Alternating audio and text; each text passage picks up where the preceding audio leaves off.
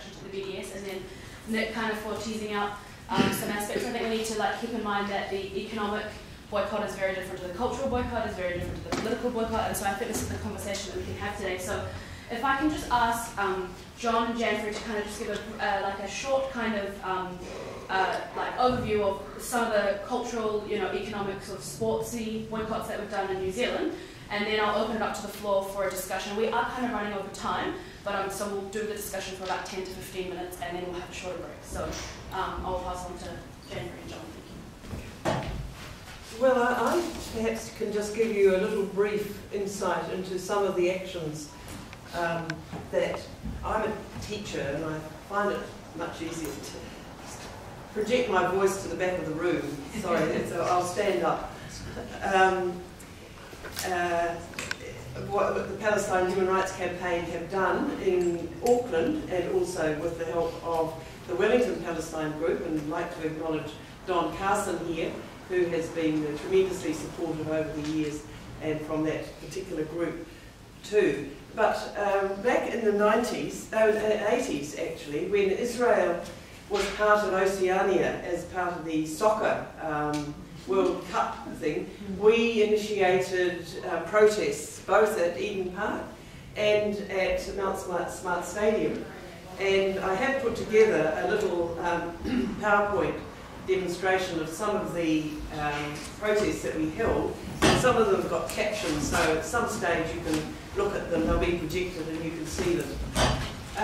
We were particularly delighted with one protest when we got inside Eden Park, and with a black and white banner written in Arabic, we wrote "Our hearts are with the Palestinians," and apparently it was broadcast in Israel with great fury. So that was 1808, and then another one in 89. In 1990, an Israeli tennis player came to play at Stanley Street Court, Amos Manstoff, and with Hart, we Halt All Racist Tours, we had quite a significant boycott outside the stadium there, and threw black tennis balls, I believe, into the courts and disrupted things, but it sort of failed over the subsequent years because Israelis were not part of the tennis teams that came to New Zealand.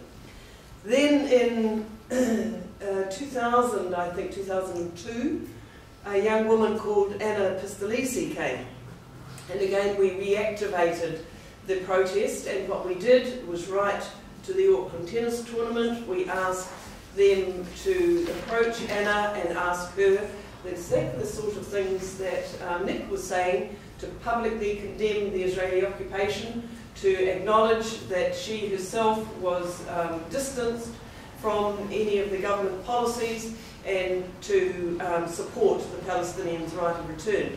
Well, of course, nothing of the sort happened, so protests occurred again. And I think that was 2002, 2003, 2004. There's Don Carson. He's a younger man. And this was at Eden Park in 1988.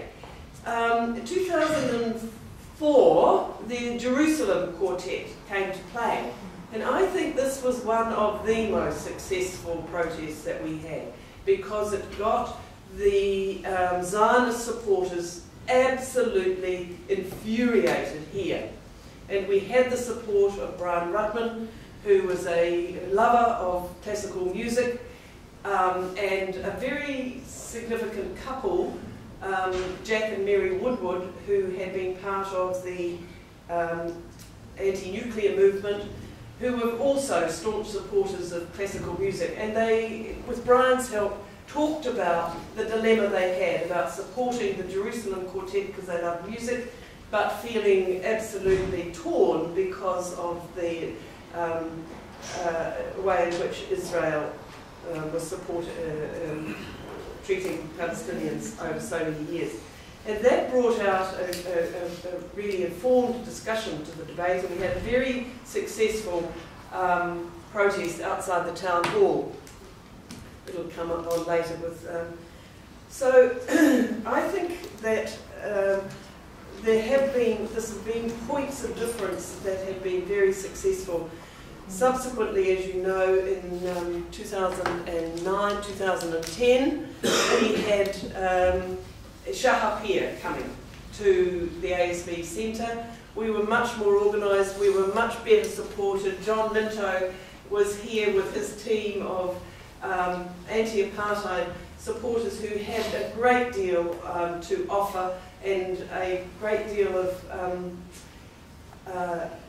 knowledge about just how to approach something like this. And it was hilarious in some ways, because with a very, you'll see the few numbers of people who were outside, they managed to arrest almost 50% of us, and none of it came to any formal conviction, but it created a huge amount of publicity, and it was picked up by the Doha tennis in Qatar, oh, was it Dubai, sorry, and Janfire was actually refused to play in Dubai, the tennis tournament there. She returned the next year, and again we protested with even more success in terms of publicity, and the subsequent year she has not participated. I haven't heard about this year, but in each of those circumstances we wrote not only to the tennis organisers but also to her as a person, to offer them an opportunity to recognise that they could use their position as a sporting person to condemn ongoing atrocities that Israel is carrying out, but they have chosen not to. So for one, yes, we've also had, this is the Jerusalem Quartet, we also took on Caterpillar Tractor Company. Poor guys were absolutely bemused by our turning up and saying, you know, you shouldn't be doing this and why, and again it was an opportunity. Unfortunately, the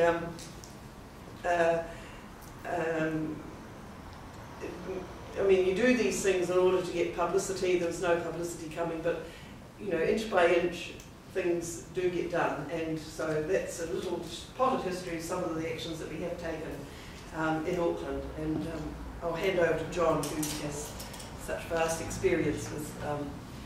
Oh, this was another one. It wasn't a boycott or divestment thing, but some of you may not be aware that we took out a private prosecution against General Moshe Yaalon, who is now the Deputy Prime Minister of Israel, when he came on a fundraising tour to New Zealand. We got wind of it, we got all the material assembled to arrest him on war crimes that were all verifiable, that would all come from Gaza, from the Palestine Human Rights Centre there. We assembled it, we got a judge to issue a warrant for arrest, and Michael Cullen, the Attorney General at the time, overrode it and said, no, we won't handle it, and he was allowed to go free. That was a golden opportunity to do something that New Zealand could have stood for human rights, for the moral dilemma that was presented that was strengthened by the international legal requirements of our country, and they reneged. So the Labour Party are forever condemned, in my view, for their cowardice in not carrying that through. So the last word, let the children live, because it's for their future that we are all here today, and particularly for the Palestinians. So, John.